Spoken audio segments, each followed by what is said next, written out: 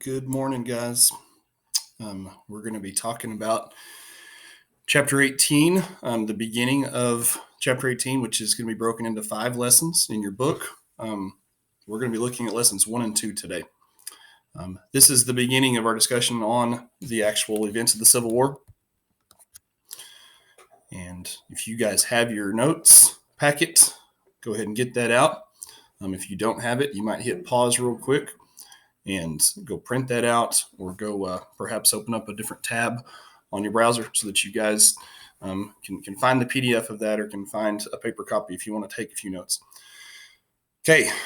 Again, we're looking at the beginning of the Civil War right here. And as we get going into today's notes packet, this is the picture on the front cover, which there's all sorts of artwork, all sorts of literature, an immense amount of photographs, an immense amount of documents about the Civil War. And this is just one of many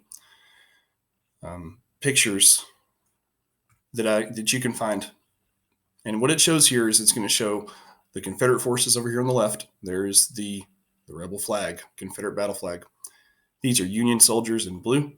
Right behind the webcam is American flag. And the question for you as we get started says, what conclusions can you draw about the strategy of the North, these guys over here, and the strategy of the South?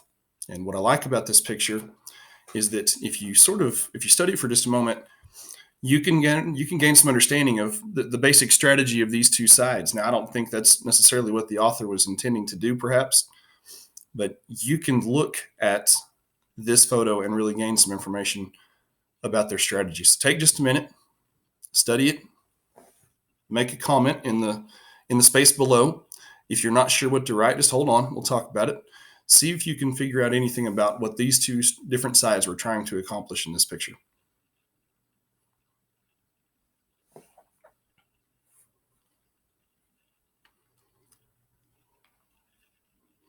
And the first thing that I notice is that you have these look like big logs, some sort of a wall right here, and the gray guys, right, the South, they're barricaded behind it. They're using this cover to their advantage. What about these soldiers over here? They're on foot. They are advancing forward. This guy is the officer. He has a saber drawn. He's saying charge.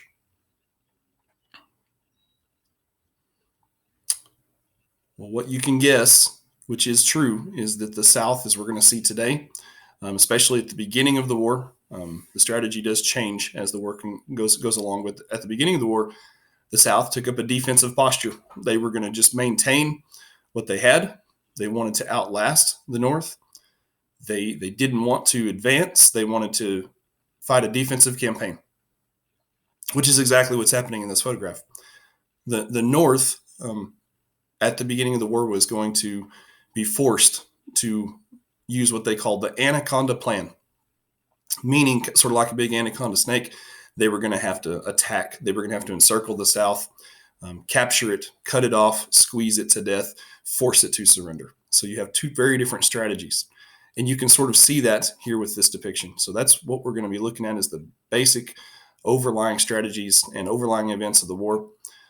This is in Chapter 18, pages 502 to 537.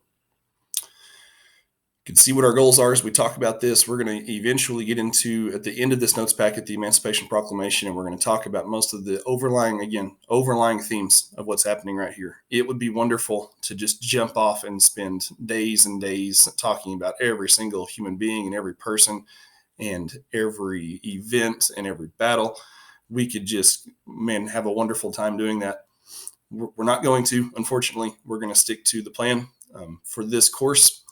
What you need to know with regard to preparing for things like tests and quizzes in this course, as well as your STAR test, what we're going to do is we're going to cover overlying themes and get a good, solid understanding of how this happened, why it happened, how it affected our history, and how it affects us today.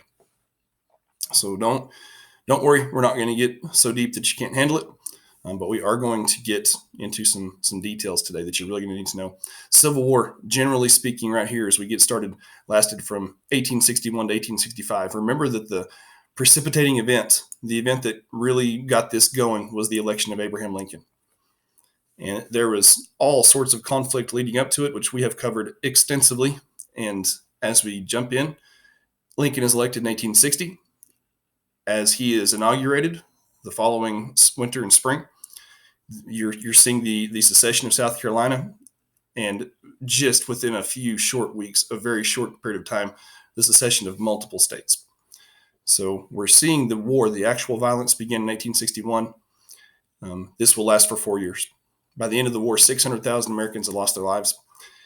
Something like 2% of the American population was considered a casualty of this war, which 2%, whoop-de-doo, but 2% of the entire population of our country, yes, is an enormous number of people to be considered dead or wounded. And this is going to be the greatest single event that defines us as at least with our with regard to our early nation, defines us as Americans.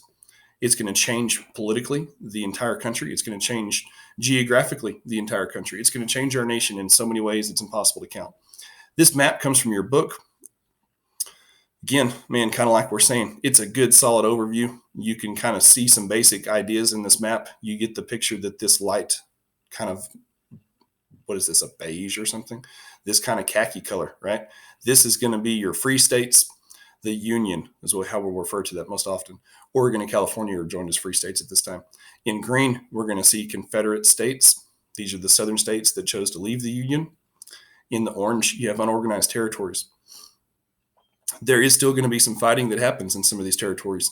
And as we have talked about, the inclusion of these territories in our nation is one of the events that really caused the war. Specifically with regard to whether or not these territories were going to allow slavery, how they were going to be settled, how are they going to be admitted into the Union. We will see some things about those. And this map is going to have, of course, you notice how, as I pull this up, you notice how the book always puts these little dots, these explosion dots, whatever they call these things. These are representative of battle sites. It's got just a small list. There doesn't appear to be very many of these. I know there's several, but guys, there were so many more battles. I wanted to pull up a different map for you and show it to you because this map is as kind of cute as it is. It's just really basic. It's really elementary. I'm going to flip over here real quick. I thought this was a really good map that gave me a much better understanding of just how frequently these battles occurred throughout those 4 years. It wasn't just a few. It wasn't just a handful. You notice that what you're looking at here, guys, is all of these different colored counties. Each of these colored areas throughout our nation here, these colored areas are counties. And I'm not talking about individual battles. I'm talking about counties, districts within a state in which a battle occurred. And so multiple places within each of these counties would have been a battle. Notice some of the interesting things way out here. This is in New Mexico, Idaho, North Dakota, Colorado. Guess what, guys? The Texas Panhandle.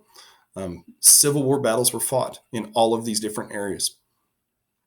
Way down here near the tip of the southernmost tip of Texas. And if you notice too, you can almost pick out geographically based on some of these battle sites. You can pick out like some of the more popular places or more geographically important places for economics and for population density and those things. You can pick those things out just by looking at the battle sites. Notice, what big thing is located here where the most battles were fought. Well, our nation's capital was right here. Okay, Washington, D.C. is right here on the border between Virginia and Maryland. What is the big deal? Like this big stretch right here, guys, that's the Mississippi River. Remember, we've talked so much about trade, about industrialization, how the South depended on water to move goods, to sell goods, that their economy was agrarian. This is so critical. The city of New Orleans is right down here at the tip of the Mississippi River. And by controlling that, you control the trade. You control the economy of the region. What's the deal out here? We're going to talk about a little bit. We're not going to get into it much, but we're going to see a little bit. There was a battle that was fought, really famous battle right out here called the Battle of Glorieta Pass. If you've ever driven over to Santa Fe, which isn't that far from us, right? You go up to Clayton, New Mexico, and then you go across that highway that goes to nowhere, and you come through the mountains. Right in here is Glorieta. There's church camps there. Some of you guys may have heard of it or maybe even been there. There were battles that were fought based out of the state of Texas to try to control the West. And one of the things that seemed to be really advantageous for the South would be to control Arizona and New Mexico. They just considered this whole thing to be New Mexico territory. And so there was an entire campaign that was fought in the mountains of New Mexico to try to control the West. Out here in Idaho, we're not going to get deep into this, but there were, if you notice the title here, it says Pacific Coast down here in the key, meaning that there were battles that were fought, again, for the expansion of the West. What was the deal here in the Texas Panhandle? Well, this shaded box here, which represents a county in Texas, guys, this is right over here north of Spearman. You may have heard of this or maybe even been to it. It's called the First Battle of Adobe Walls. And it was actually against, it was in 1864, the United States Army, okay, part of the Union Army, fought a battle there against a group of Native Americans, a large force of Native Americans. There were like 300, roughly, I think 360 some Union soldiers that fought against over 3,000 Comanches and a group of other tribes. And they were defeated, man. The Union Army was defeated. The Native Americans defeated them soundly. And this was really important in a number of ways. There's other things going on. Again, regional history is also important here. Remember, we've talked about how this entire area up through southeastern Colorado, all the way down into West Texas towards the Mexican border, this area was occupied by the Comanche Tribe. And the Comanche Tribe was just historically known as being a very brutal, violent people. And so as these armies continue to fight for control of our nation, there's other little subgroups here that are fighting as well. And so we see that battle even in our little neighborhood, our neck of the woods, as a part of the overall Civil War. So we're going to get more into that.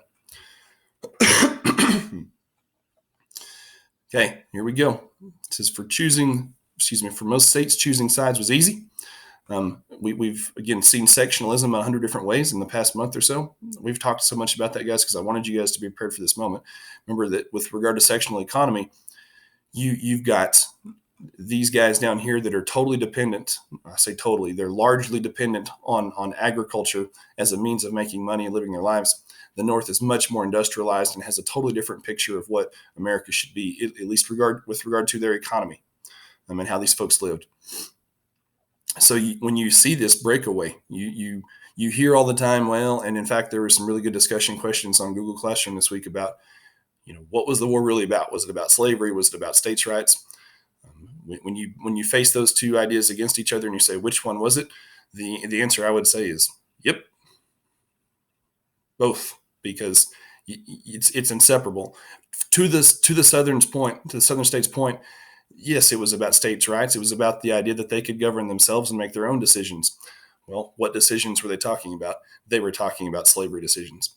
So the war was totally about slavery in that regard, because they wanted to be able to choose for themselves how to govern. And they weren't being given that right because the federal government and the rest of the nation couldn't get along. And remember, guys, we talked so much about the Lincoln-Douglas debates. Douglas wanting popular sovereignty, which, as we've said, means he wanted these territories to be able to vote for themselves whether or not to allow slavery. Lincoln sees that as just a means of division, just a perpetuation of being divided by slave and free state. And even before his presidency, we have lots and lots of established evidence that Lincoln hated slavery. At the onset of the wars, we're going to see right here, he doesn't immediately make the war about slavery. Of course, it is about slavery. Lincoln desperately wants to keep the nation intact, and we're going to see how that affects things here. Okay, so another group of states that we need to talk about, really important stuff, guys, like test question important, is this idea of the border states. The border states, in this case, in this instance, were the states on the border between the North and South. And so we're talking about Delaware, Maryland, Kentucky, Missouri. What's interesting here, okay, in those 4 states, they are all slave states. Slavery was admitted in those states. Okay, let's look at this. This is so critical. Missouri, again, and notice what color it is, guys. Okay, Kentucky. We're skipping over here. Maryland, which you guys, Eastern Seaboard states for rednecks up here in the Texas Panhandle. This is kind of hard for us to understand because they're not very big, and they're sort of they're not big square areas. They're sort of divided up around waterways. Maryland is here. extends all the way over here to the border with West Virginia. This is all Maryland. Delaware, right here. Immediately north of that, check this out. Here's Philadelphia, Pennsylvania. Okay, the state of Pennsylvania, New Jersey. I mean, we're getting way up there now, right? But if you look, these 4 states, Delaware, Maryland, Kentucky, Missouri, they all 4 allowed slavery. They were, for that matter, they were considered to be southern states. Okay, well, if they're southern states, Coach Murphy, then why aren't they in green? Why did they not secede? What was the deal there? This is so critical, guys, because when the war began, and each of these deep South states began to secede. Remember, guys, we're starting with South Carolina, and the dominoes start to fall this way. Okay, they fall in a band that stretches towards the west from South Carolina. When these states all decide to secede, here's what Lincoln knows. He knows that in order to control the Mississippi River as it enters the north, guess which state he really needs? He needs Missouri, because the Mississippi borders Missouri this entire way right here.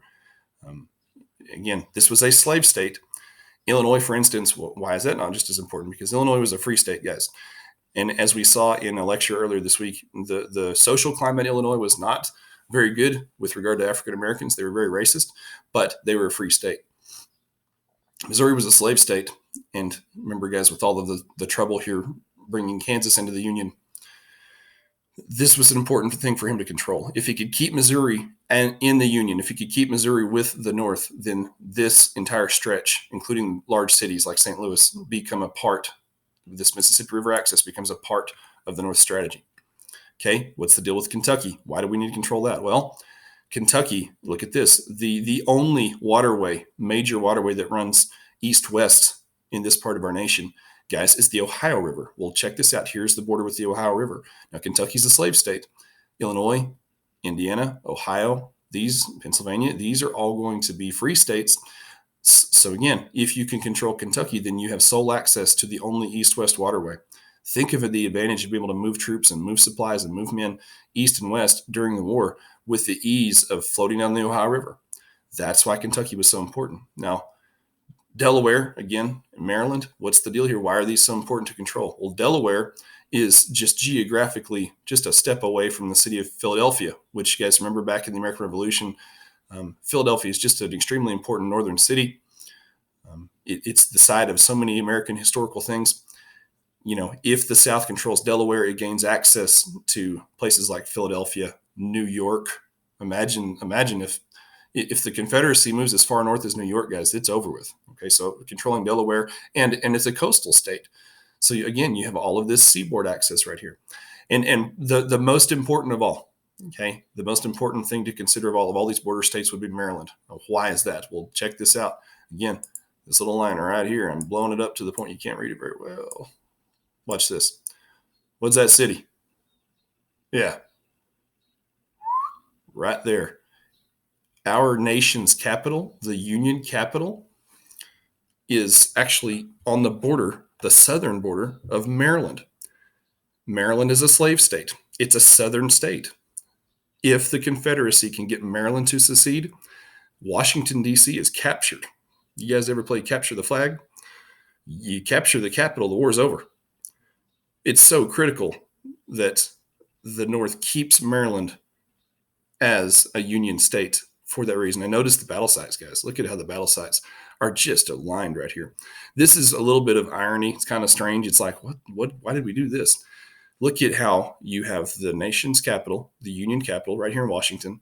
Well, guess what, guys? There's another star. Richmond, Virginia was the capital of the Confederate States of America. Look how close they are. And so it's no surprise then that a significant part of the fighting is going to take place right here between these two. If either army can capture the other capital, man alive, it's going to bring a quick end to things. Strange to me. I never understood. Maybe I need to do my research better. Why did they choose to put those two so close together? It's funny. So as we get going here, okay, we've talked about border states being just so important. Slavery existed in all 4 of those states. We just talked about this, and we said that Missouri would control parts of the Mississippi. Kentucky controls the Ohio. Delaware is close to major cities in the north. Maryland, most important of all, contains the capital, Washington, D.C. Here's a quote from Lincoln. He says, "I think to lose Kentucky is nearly the same as to lose the whole game. We may as well consent to separation at once, including the surrender of this capital, just because of the importance of the Ohio River." He was able, again, super important right here at the beginning of this war. Lincoln was able to keep those border states in the Union. And there's going to be some interesting things by the end of this notes packet that we're going to look at about these border states. So just we may come back to that point. I might put a star right there. Okay, we've talked about these setups so much, and here's a quick review. Okay, what are the advantages and disadvantages? Again, these are always test questions. You guys know that. The North, what are their advantages and disadvantages? Well, here's what the North has. Number one, larger population. They've got more people, period. Lots more people. A tremendous number more people. And if you look over here, we're talking percentages here. The percentage of the population of the nation, something like 70-ish% of the entire nation's population is in the North. That's a huge advantage. Looking at resources now. We've talked about this as well. Railroad mileage, industrialization. It's happening in the North. It's not much in the South. Remember, guys, also the railroads. We had a map some time ago looking at the railroads in the South. Many of them were regional, which means that they weren't even connected to the rest of the railroads in the nation. You could go like from point A to point B within a certain state and not really get anywhere, or not get anywhere that would bring an advantage. Agriculture. This is what's funny. Okay. Guess who has more farms? Guess who can grow more crops? I know this seems almost like it goes against everything that we've talked about, but guess what? The North has more agriculture. Now, what the heck? Why is that so different than what you've always said, Coach Murphy? Because remember, guys, in the South, they were really only interested in growing one crop. Anybody? Cotton. And so, can you eat cotton? Nope. What can you do with cotton? You can sell it. That's what you can do. We've also talked about, this is such an important thing, but remember, guys, the white folks that lived in the South, the vast majority of them were considered to be yeoman farmers. Like they were small farms. They did not own any slaves. A very, very small percentage of very wealthy people owned all the slaves. Oh, excuse me, I didn't say that right. A very small percentage of the population in the South owned any slaves at all. And the ones that did own lots of slaves were only the most wealthy. Remember, guys, we talked a lot about that. So you really don't have a lot of farms that are able to sustain lots of people. What you have are cotton plantations, and that's the real bulk of the wealth in the South. Okay, so I hope that explains that. I know that's confusing. Exports. Who exports the most stuff? This is actually fairly close, but why do you think the South? Why are they gaining some ground here in terms of exports? Because they're exporting cotton, not because they're manufacturing goods. They're just exporting their primary crop. The North is exporting all sorts of industrial made items. And this is the story right here. So with regard to manufactured goods, the ability to manufacture weapons, equipment, uniforms, all transportation items, all of the things that would make you good in warfare, this is where the North gains their advantage. So what did the South have going for them? Well, number one, they had incredibly good leaders. And we could go on and on about this, but the generals and the leadership that we're going to see throughout these notes and the next packet of notes, the North is going to have just one bad leader after another, and very few of them are going to be really successful. And it's until later in the war that we find really successful Northern leadership, especially at the beginning at the onset of the war. The North, some of the leadership is just a joke. In the South, from the beginning of the war to the end of the war, there is one man in charge, and it's Robert E. Lee, and he's brilliant, and he's got some brilliant people around him. And despite their disadvantages, they're able to make up a lot of ground with regard to their leadership. Okay, the other thing that the South has going for it, okay, they are fighting on their home turf. They knew the land and how to defend it. So geographically, especially this day and before this day, the geography is really important. And it's really important to understand that with the South, because they're fighting on their own turf, they have a really good idea of what to do in each battle geographically. They know where the high ground is. They know where the bottlenecks are. They understand how to use those things and how to position their men. The North that is invading into the South, they don't know this immediately. Remember, guys, we talked about how this was a huge advantage for the Americans back in the Revolutionary War because the British didn't understand the territory and the Americans did. Same situation here. It's odd that a lot of the things about these two sides, they sound exactly like the British and the Americans back in the Revolutionary War. Remember, which one was it that had all the advantages on paper back then? It was the British with regard to population and industrialization. They did not understand the land, though, and the Americans did. Here we have some of the same elements. Not exactly the same setup, but some of the same elements. What are the goals of the war? Well, for the Confederacy, for the South, they wanted to be an independent nation, period. They want their own country, the Confederate States of America. So what do they need to do to accomplish this? They mostly, again, as we saw in the front cover of your notes, they don't necessarily need to invade the North or destroy the Union Army. What they need to do is be defensive. They need to fight long enough and hard enough to show the North that the war is just not worth it. They need to defend their territory, period. That's it. They just have to continue to breathe. What does the North need to do to be successful? They have to do the opposite. They have to invade the South. Remember, guys, the little phrase that they kind of coined was the Anaconda Plan. They have to capture the South. They have to control it. They have to squeeze it and force it to surrender. Very different. Okay. Think to yourself, which one is more difficult? Can I just maintain my own turf, or do I have to do the work of invading and forcing, another side to do what I want? Okay. This quote, again, moving forward, yes, this quote right here, we had this as a discussion question a few days back, and I want to bring it up again, especially after we have listened to the lecture over Lincoln-Douglas debates, which happened back in 1858. Now, notice the year here, we're 1862, so we're past that. This is towards the beginning of the war. What is Lincoln's goal? And I gave this quote to you guys, and it's a little bit deceptive. I asked you guys what you thought about it, and most people thought, well, it means, as you read it, it means that Lincoln is sort of indifferent towards freeing slaves. Here's what it says. If I could save the Union without freeing any slave, I would do it. And if I could save it by freeing all the slaves, I would do it. And if I could save it by freeing some and leaving others alone, I would also do that. What does Lincoln mean?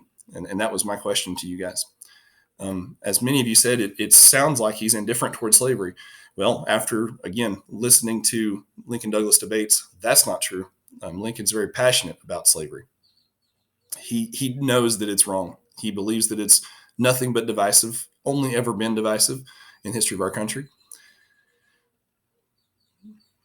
Remember that Douglas wanted popular sovereignty, which was the ability to let people in states vote and choose whether or not to allow slavery. So it makes him sort of pro-slavery-ish.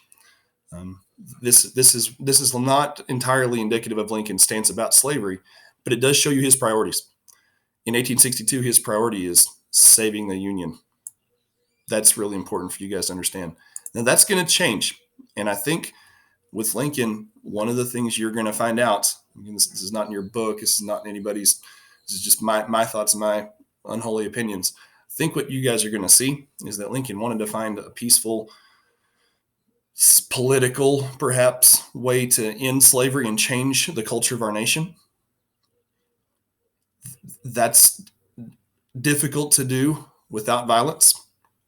I don't think Lincoln wanted violence at all. I think he wanted to secure our nation and bring peace. And I think that he wanted to end slavery, but I don't think that he wanted a war to do it. I think right here, his goal right now is to preserve the Union, to end the war, and to find a way to free the slaves along with that other goal. If he can do that, then great. And that's actually what he does. Okay, here we go. Strategies. The Confederate president, we talked about this in Chapter 17 notes, was a guy named Jefferson Davis. Remember, he was a senator. He was actually a senator from Mississippi, although he wasn't born in Mississippi. But that was where he was appointed. He was a military man. He was a veteran of the Mexican-American War. Although this time he's left the military. He's old enough. He's just a politician. He's no longer within the service. And they choose him as their first president, their only president. And his idea is to conduct a defensive war. So what he wants to do, right? What Jefferson Davis wants to do with regard to his presidency of the CSA. He wants to hold territory. He wants to be independent. He wants to earn independence. He also wants to try to win support of foreign countries. Now, thinking again, where have we heard that before? Well, guys, that's right back into the Revolutionary War. Remember that towards the end of the Revolutionary War, Benjamin Franklin spent, well, I say towards the end, he spent the entire year of 1777 in France, again, looking for an ally, trying to talk these folks into coming and helping us and prove that we were now a new nation. Well, the South is going to do some of the same things. Who do you think is buying the most cotton from South in terms of foreign countries? They're exporting more cotton to England, Great Britain, right, and France than anywhere else. England and France are hugely dependent on American cotton. Now, both of these, and we focus more on England because that's sort of our roots, both of these nations had made slavery illegal a long time ago.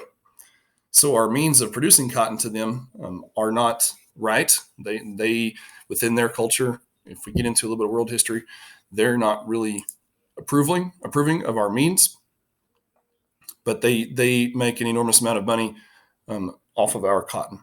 And so we're going to see the South trying to win support from them, getting them to join the fight, and they're not going to be successful in that.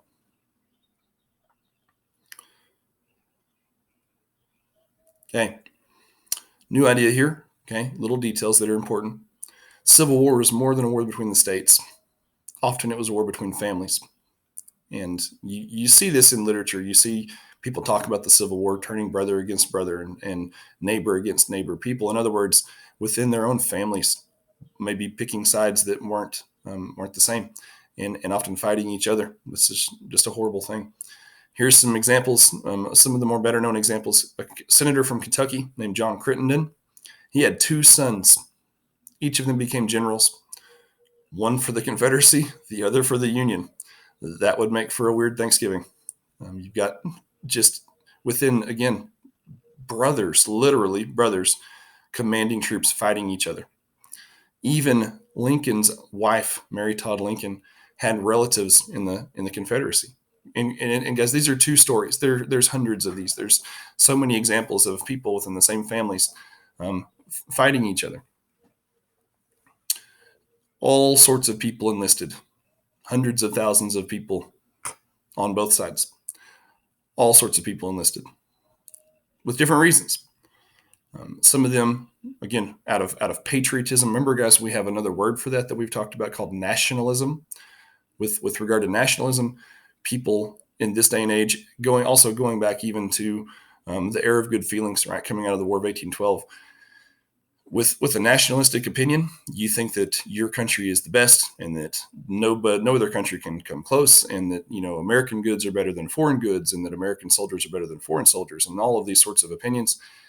Some of this is because of nationalistic opinions, patriotic opinions.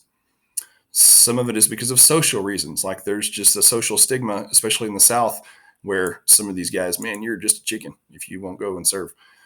Often you see literature that talked about how these people were eager to go fight. And young men, even in today's military, if you read military literature, you get this feeling that a lot of young men, they just think, man, I want to go be in on the action, and they want to see the world, and they want to get off the farm, and they want to go be where the action is. And so here's a quote. It says, the sister of William Stone, who was a man who fought from Louisiana, she wrote that her brother was eager, here we go, to be off to Virginia. In other words, to join the Confederacy. He so fears the fighting will be over before he can get there. Not hardly. The average soldier was in his 20s. Many of them were teenagers. Some of them were very young teenagers. Guys, we're talking nearly your age. Imagine leaving your homeland, leaving your family, get your gun, go fight a bunch of grown men. It's pretty daunting, especially with the casualty rate. This is incredible. Okay, so you're allowing, again, kind of similar thought here, but we're transitioning a little bit. If you're going to allow young boys, teenage boys into service, why not African Americans? Well, socially, of course, in the South, no one wanted to arm their slaves. Why not? Well, if you hand a slave a gun, who is he probably going to shoot? There's a lack of trust here, and there's a racist belief that they're not going to make good soldiers. They're just slaves. They're not human beings. Remember, they're property. They're not capable of any type of knowledge or common sense or good judgment or any of those things. That's the racist opinion of these people. They didn't want to allow them to enlist. Now, the North, as we have talked about, was incredibly complicit with regard to the racism against Africans. They were not exactly the angels of the situation with regard to their racism. And so they also at first refused to let even free men, even free African Americans enlist. That's going to change. Okay. One of the videos that I posted for you guys, they talk about some of these runaway slaves that are fleeing, through the Underground Railroad in the 1850s. Some of these guys that are fleeing as the Civil War begins, the Union Army knows that these people are running away, and they refuse to enforce the fugitive slave law. They just decide to let these people stay. Well, that's another reason why here in just a few minutes we're going to be talking about Lincoln freeing some of those folks, because we're going to see that they don't want to enforce that. In fact, they're going to use something like 112,000 of them in the Union Army pretty soon. Soldiers are going to become a very valuable commodity. Okay. At the onset of the war, here's the beginning of some actual fighting. Both sides, and then again, this sounds so reminiscent of the Revolutionary War, both sides think this is going to be easy. This isn't going to take very long. The South says, we're going to go whip those Yankees and they're going to give up. The North says, we're going to smash the South. They're just a bunch of rednecks. Neither side has a real good understanding of what's about to happen. Now, there's a few wise folks that have a pretty good clue. Remember, guys, Sam Houston was the governor of Texas, and there's a great quote from him when he talks about how, you Southern people that want to secede, you might win, but it's going to cost you millions of lives, and he doubts it. And it's what we're actually going to study him later on in the year. And there are some wise folks that understand the truth, that this is going to be a huge mess. But the overwhelming, especially with the common man, the overwhelming feeling is that this is going to be easy. By the summer of 1861, Confederate Army was about 112,000 soldiers. Now, this is a very fluid number. It's not very accurate either. If you Google this, every webpage has a different opinion on how many there were, because it's hard there was no exact count. The Union, all we know is the Union does have more people. End of story. Okay. By the end of the war, something like, get this number, 900,000 men had fought for the South. Guys, almost 1 million people fought for the South, and about 2.1 million had fought for the North. Just, 3 million people, yes, 3 million people thrown in fighting. I mean, that's such a huge percentage of our population. Other things that were happening that we don't hear about very much, just the conditions that these people had to live in were so rough. Not a lot of food, not a lot of clothing, not a lot of shelter. Literally years of being out on campaign, which means, getting up in the morning, carrying a heavy pack, walking a long distance, setting up a rough camp, eating a horrible meal, sleeping on the ground, and then getting up the next day and doing it again. Just a rough existence. And also, guys, with regard to the violence, of course, the warfare was horrible. The medical care was horrible. If you were captured, what you were put in, and we will talk about this later, you were put into a prison camp, which, guys, the attrition rate in these camps, the death rate in these camps was incredible. Often exceeded 20% of the people in these prison camps. If you were captured in battle, like 20% would die, mostly of disease and exposure. So with all of these realities, you just get a lot of guys that just quit and leave. Something like 1 out of every 11 in the North and 1 out of every 8 in the South. They just gave up and ran off. And that sounds pretty rough. It certainly defies things that, we, values that we try to uphold. We talk to you guys about loyalty and sticking with it and determination and all these things, that character traits that we try to talk to you guys about. Man, when you get into talking about the Civil War or war in general, for that matter, these character traits, they go out the window in some ways. And some of these guys, they just, out of self-preservation and fear and misery, they just leave. They lose heart. And despite the fact that they all thought this was going to be easy, there's not one thing about this is easy. Okay. So the first major battle Really famous, probably need to know this, was called the Battle of Bull Run. Now, this is confusing because there were two battles of Bull Run, but the first Battle of Bull Run, okay, is the first major conflict of the Civil War. So this happens on July 21st, 1861. Union troops. Now, some of these names, guys, are going to be huge, important, and some of these I'm going to breeze over and we're not going to get into very much. This one we're not going to get into very much, right? General Irvin McDowell is going to be attacked by a smaller, okay, Union has about 30,000 troops in this battle. The South is a little bit smaller. They're led by, here's a dude with an awesome name, P.G.T. Beauregard. General Beauregard is going to, again, be on the offensive here. He's attacking these guys. Takes place in Northern Virginia. The Bull Run, guys, that name, it refers to a little creek. They call it here a small river, just a little creek, okay? And what was funny about this, kind of ironic, this being the first battle, no one really knew what to expect. So you have and because it's in Northern Virginia, you have people just coming out from D.C. They just want to watch the show. I mean, this is awesome. This is like better than theater. Let's go watch the Yankees whip the Rednecks and just see what happens. Who doesn't want to watch? It's kind of like watching UFC. Let's all gather around the octagon and see what happens. And these folks come out here like with blankets and picnic baskets, and they're going to sit on the hillside in the sunshine and enjoy the show. And which is just ridiculous. And throughout the course of the battle, we have a few really awesome developments. Number one, the South is going to win the battle. And as they win the battle, when the Confederates finally break through the Union lines, when the Confederates finally do defeat these guys and they get them on the run, the Union troops ran through the crowds of spectators as they're running away, fleeing in panic. And so you have all these folks, again, that have come out to have a picnic and watch the fight. And by the end of it, the North is retreating through their party.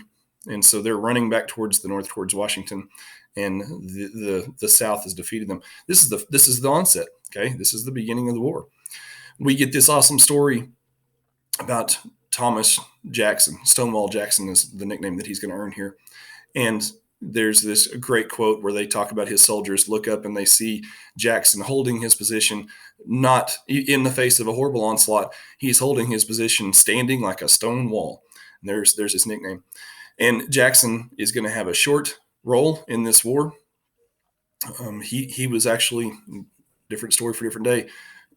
He's going to be killed in the middle of the war by friendly fire. But he's going to really earn a great reputation here, and he's going to become General Lee's most trusted subordinate. And upon his death, Lee has this great quote of saying, Jackson was shot in the arm and he died of secondary infection. But they're gonna say Lee is going to make this great quote where he says, Jackson has lost his left arm and I have lost my right. Meaning Jackson was shot in the left arm and lost that arm, but I have lost my right hand, my right arm, meaning my most important ally, my most important person under my command that can help me. And so you just have these incredible stories. And again, guys, we're moving fast. We could sit and talk about General Jackson for a very long time, but we're going to move on. In fact, I will pull up another page and show you a few things about him in just a moment. The other outcome that's kind of important here, okay, because this was such a defeat for the North, they are defeated. Lincoln's going to change again from the onset. He goes from Irvin McDowell to a guy named George McClellan. McClellan's a very important figure, and his name's just going to keep coming up throughout the war for various reasons. McClellan, let me pull over here to this page. This is an important figure. Okay, McClellan was a young guy. He was my age. He was in his upper 30s, and he receives the command of the army. And McClellan is going to be put in charge. And he's awesome at training soldiers. And if you look at him, you can, again, not to judge a book by its cover, but when you read about him and read about his personality and you look at him, he's very young. He's very polished. His hair is parted just right. He's got the stash that is just perfect. His uniform is spotless. All of everything is just in a row. Immaculate. He's good looking. He is one of these guys where you're like, man alive, look at McClellan. Look how awesome he is. Here's some information about him. Again, gather what you can about his personality. He was nicknamed Young Napoleon. Like, oh man, Young Napoleon. We're going to put this guy in charge and he's going to win everything for us. He's going to be good looking and he's going to be popular. The men in his command liked him. They thought that he was awesome. He is really, again, as we said, really, really good at bonding with his men. Okay. And that's what it says here. During this time, McClellan cemented his bond with his men of the Union Army. They all liked him. Some of the uppers, some of the politicians, and other like older generals, they didn't like this young guy coming and being in charge, but his men loved him. And he was really good at training the army. Now, one of the things that is going to be funny about McClellan is he builds the army, but he's scared to death to use it. And we're going to see as we move forward, we're going to see some about his personality with regard to how he wants to use his army. He's not going to do a very good job. And Lincoln is the counter opposite of McClellan. McClellan is young and polished and good looking. Lincoln is just coarse and tall and gangly and highly intelligent and very bold. And McClellan is not going to be nearly as bold. So this is another one of those situations in life where you're like, man, what you think might be awesome on the outside compares in no way to what is awesome on the inside. Lincoln is going to be a complete counter opposite type of individual to McClellan. And the history with those two men is just crazy. We're going to see more about it later. So again, names that you do need to know: Stonewall Jackson, Southern general, most trusted subordinate of Robert E. Lee. McClellan is going to be put in the head of the Union Army. He's the commanding general at the beginning of the war. Okay. Other things that happened, we've seen this, guys, in a video that we watched where there was this famous battle between the Merrimack and the Monitor, right? The two ironclad ships. And we've talked about that. The actual name of the battle was called the Battle of Hampton Roads. It was sort of a draw. Neither one of these two ironclad boats could really damage the other one. We're moving forward, guys. We've talked about that. That's an interesting story. Again, we're not going to spend a lot of time on it because we've already talked about it some. But that, again, I guess the main thing to note because of the Monitor and the Merrimack was that the technology is changing. Like this war, it revolutionized the way that we fight wars in some ways, because you have the first real war with legit technology being used to win battles. And so those two boats, again, were technological developments that changed naval battle forever. It'll never be the same again. Okay, some of the fighting, as we have seen, some of the fighting is in the east. This is considered to be the Eastern Theater. Some of the fighting is in the west. Now, we have some extreme versions of the west, like out here in New Mexico that we spoke about a moment ago. But with regard to most of the war, the Mississippi Valley and the area around the Mississippi, this is going to be considered the Western Theater. Okay, and if you look in the key, Eastern Theater is mostly these red colors. There it is. Western Theater is mostly a dark royal sort of blue. Look where that is. We're not talking about west of the Mississippi. We're talking about the western part of the southern states. So when we talk about the West, that's where we are. We're in places like Western Tennessee, Mississippi, Alabama, even into Georgia. Guys, this is considered the West simply because it's west of the eastern seaboard. So fighting for the West, with regard to what we just said, one of the major battles early on especially was Battle of Shiloh. This is going to be in Tennessee, okay, in April of 62. And the first time right here, you start to see more names that we really need to know. And we've talked about this guy already some. We're going to talk a lot more about him. He's an extremely interesting character and an extremely important one in American history. And this is Ulysses S. Grant. Grant has a long history, and again, we've spoke about this, but he has a long, interesting history of, like, he was really important back in the Mexican-American War. He comes from a humble background. He's a level-headed, very simplistic, get-after-it individual. His way of thinking is to make things very simple and be extremely intense. And the way that he led was extremely effective. And again, he's sort of a young guy. After he gets his first military experience in the Mexican-American War, he gets out of the military for a time. He actually is extremely unsuccessful. At one point, he's reduced to selling firewood on the street, literally. and he's very, very poor on the border of being homeless. And so, fortunately for him, the onset of the Civil War gave him a new purpose in life. And although he had been a failure at many things, he is extremely successful as a general. And he's, again, not to spoiler alert too much, but Grant goes on again to be the commanding general eventually. At this point, he's not. He's a subordinate general right now. McClellan's in charge. Grant's just another cog in the wheel. And eventually, Grant's going to be one of the only successful Union generals, and he's going to be promoted by Lincoln. And he's going to be extremely successful in bringing the war to completion. Lee eventually surrenders to him, and Grant goes on immediately after that. Again, after Lincoln, the next president when Lincoln was assassinated was a guy named Andrew Johnson. Then you get Grant becoming the president of the United States. And although Grant was terribly unsuccessful at many things in life, this war is going to make him very popular. Now, his presidency and his effects later in life are not so good. We may or may not get to that. That's really outside the scope of this class somewhat, but he is an interesting figure. So here's the first time we meet him. Grant, again, leading troops and this is in the Battle of Shiloh. This is going to involve something like a grand total between the two sides, something like 110,000 troops, and the casualty rate is incredible. Lots and lots of people die in this deal. Again, moving forward quickly, the two armies together at Shiloh suffered more than 23,000 casualties, meaning people killed, wounded, captured, or missing. Out of 110,000, 23,000 casualties, guys. That's horrible.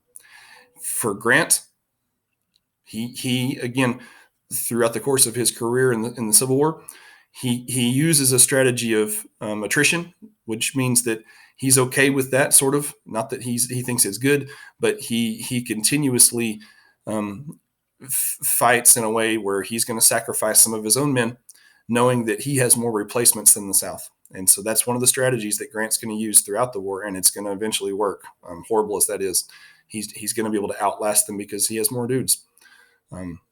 After Shiloh, Union troops, again, were still in the West. They lay siege to all of these places up and down the Mississippi River. And eventually, Memphis, Tennessee, some of the major cities along the Mississippi are going to begin to fall to the north.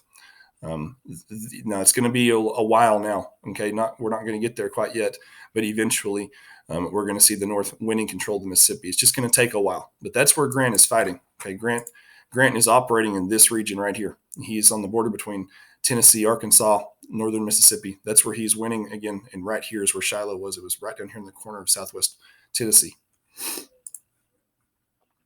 Okay, other again, we're moving quickly. Other Union victories, a guy named David Farragut captures New Orleans, which is the largest city in the South. And what that does, guys, is when he captures this area and Grant has captured this area, it's like they can now control both ends and they can sort of work up the river and meet in the middle. That's how they're going to win control of the Mississippi. While the North is being successful in the West, okay, Grant's doing very well and winning battles in the West. The South is winning battles in the East. Okay, and so in the East, you've got the leadership of Lee directly in the Army of Virginia, and these guys are going to be extremely effective in fighting in the East. And so, especially to begin the war, the South just has a string of victories. And if you look here's the facts, and the facts tell a story. To begin with, Lee defeats McClellan at a battle called the 7 Days Battle. He defeats another Union general named John Pope in the Second Battle of Bull Run. He defeats another Union general named Ambrose Burnside at Fredericksburg. In May of 1963, Lee defeats a Union army at Chancellorsville, Virginia, which is a very famous battle. Defeats a Union force twice its size. Lee beats, now think of this, read between the lines with me. He defeats McClellan, Pope, Ambrose. He's beating all these Union generals with less men and less resources. This is frustrating for Lincoln. Lincoln cannot find a general who can win. Again, that tells the story of the early days of the war. The South, again, started this war out in complete command. Despite all of the disadvantages, the South is winning. Now, what this does strategically, it sort of, success can breed incompetence in a way here. And it's kind of For the South, it's very unfortunate, but it teaches us a lesson. Davis sees the success of Lee and he thinks, gosh, we can't lose. We're beating these guys. We need to take the fight to them. So he changes his tactic. Davis decides, hey, let's invade them. Let's take the fight to them. Remember, this is opposite of their strategy. Okay, the South wanted to fight a defensive campaign. That was more efficient for them with less resources and less men. They could probably pull that off. They didn't want to have to invade the North. And now that he kind of gets overconfident, he sees Lee's success. He says, let's go get him. Let's invade the North. So he changes his tactic. Now, this is the first of 2 attempts that he's going to make to change his tactic. And they're both going to be miserable. Okay. So what Lee does by order of Davis is he crosses into Maryland and begins to invade. He wants to go through Maryland, right? Here's where he was. He wants to go through Maryland into Pennsylvania. And September the 17th of 62, the 2 sides meet at a place called Antietam. Antietam is the deadliest single day of fighting in the entire war. It's a miserable, horrible thing. And once you guys notice these 2, again, historical photos, there is a fence row right here. And this is can you kind of tell that this is sort of a little ditch, kind of a bowl-shaped little lane that you would drive through, right? And on either side, you have these 2 fence rows. And so what these guys would do at Antietam, on one side of the fence, and again, think about this fence. It's not a solid object. It affords you a little bit of cover, but not much. Is one side would simply line up here, south on one side, north on the other side of the fence. Guys, that's not very far apart. And they would line up shoulder to shoulder, and they would just unload their weapons at each other. And the result of that fighting, again, in just point blank range, was that all of these dead bodies would spill out of here into the middle. And so you have this historical photo of this same ditch, right? This same exact area with the fence row on one side. Notice the fence is all shot up and battered after the battle. And you just have mounds of dead bodies here. And more people died again in that one day of fighting than any other day of the war. Here's some statistics. Horrible, horrible experience. About 6,000 soldiers died. Again, guys, this is in a day. Okay, 17,000 more suffered wounds. The South, remember how, guys, the South does not have the manpower to do this. This is horrible with regard to the attrition of the South. It's horrible for both sides to lose this many men. What it does to the South is it shows them that invading the North was a terrible tactic. And so Lee retreats. This is the first major defeat for Lee. This is after a string of victories on his own turf. They get into a situation where he loses thousands of men. Okay, new idea. We're going to come back. We're going to continue that narrative later. Let's maybe think about this differently now. Draw a line across your page. New idea. Deep breath. Okay, here we go. Some words about Lincoln, and then we're done with our notes. Lincoln, again, what he is thinking about early on is that this is a battle for the Union, right? Keeping the nation intact, not directly, again, at least initially, a fight for slavery. Now, that's not indicative of his personal opinions. We saw that his personal opinions were really strongly against slavery. Remember the Lincoln-Douglas debates?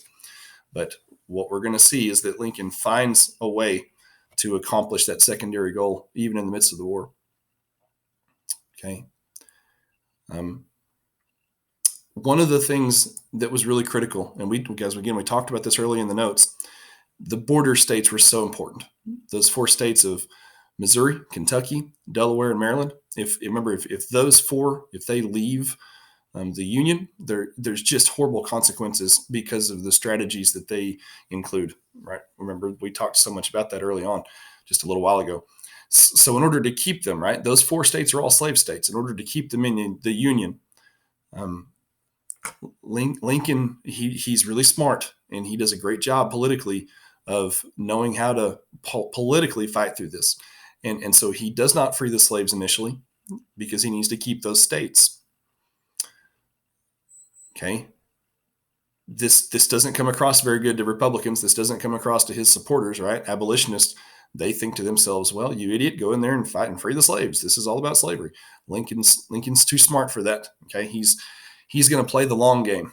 Lincoln's going to play a personal strategy, a decision-making strategy that ensures a great outcome at the end, not be hasty to try to do it all at once at the beginning. Think if he had just said, okay, all slaves, you're all free. The border states, they would have been in rebellion also. He knows that he has to have these border states in order to win the war. So he doesn't do that right away.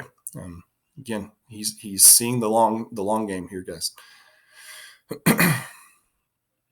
So what he does, okay, and another thing, notice this detail as well before I go on. It says the abolitionists argued that if Lincoln presented the war as a fight to abolish slavery, England and France would be less willing to support the South. Remember that we said a moment ago, England and France are dependent on the South's cotton, but they also disapprove of slavery.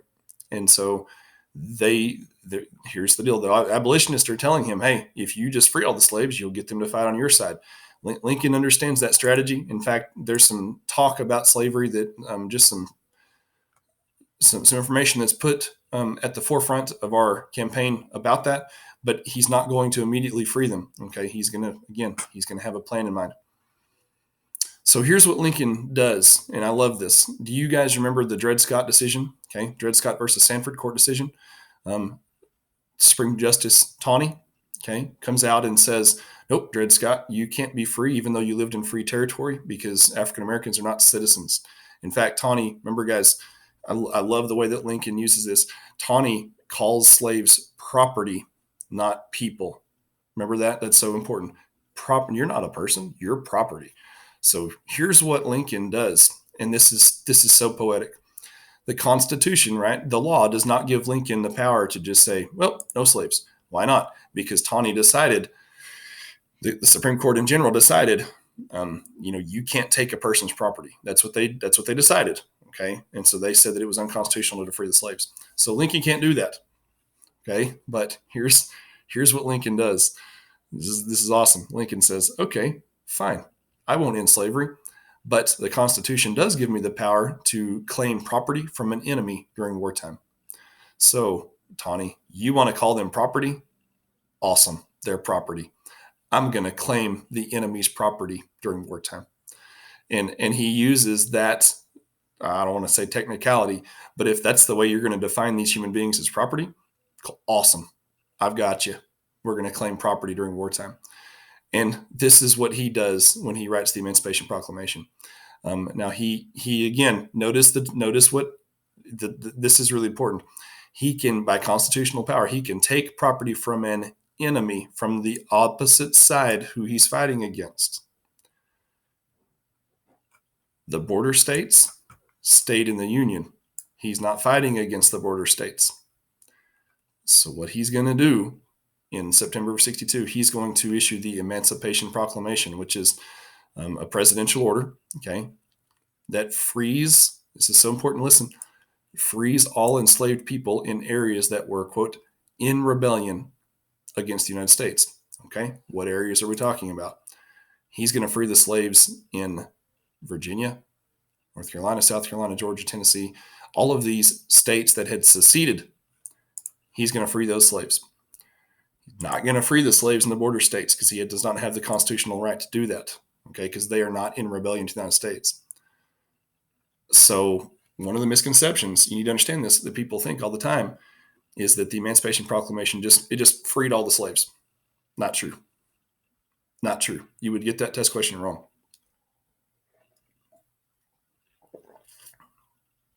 He frees the slaves in areas that are in rebellion. Okay, more about that. To the end, practice questions. How was the North strategy different than the South's? First thing we started today in our notes, we said the North strategy was to invade. The South strategy was to defend. The North strategy, sometimes called the Anaconda Plan. The goal of the Anaconda Plan was to choke off the South's economic resources. Remember, guys, they're going to try to surround them and squeeze them. Okay, there's the big snake analogy. They're going to control the port cities. They're going to blockade the coastline. They're going to control the Mississippi River, which is what we see here, right? We see fighting over the Mississippi, capture of New Orleans, okay? Lots of fighting around the eastern seaboard. Again, he's trying to get them surrounded. That's the North's plan. What was the outcome of the Battle of Bull Run? Now, first, what I mean here is the first Battle of Bull Run. There's going to be a second. The Northerners thought this would be easy. Remember, guys, people come out to picnic and watch the show, and people were surprised that they lost the first battle. What was the outcome of Antietam? This was important because this was the South's first attempt to invade the North. Okay, and it proved that that tactic was a bad idea. It was a Union victory, generally retreated, horrible casualty rate. Compare the effects of the Emancipation Proclamation on enslaved people in the Confederate States to its effect on enslaved people in the border states. The way that this was worded is so critical, and it's so important that you guys understand. It says the Emancipation Proclamation declared it freed the slaves in the Confederate States, in the areas that were in rebellion to the United States. It did not free slaves in the loyal border states. It's important to understand. Okay, this was chapter 18, lessons 1 and 2. This was a long section of notes. Hope you stayed with me. We'll get to the second half of the chapter in a few days. If you have any questions, please let me know.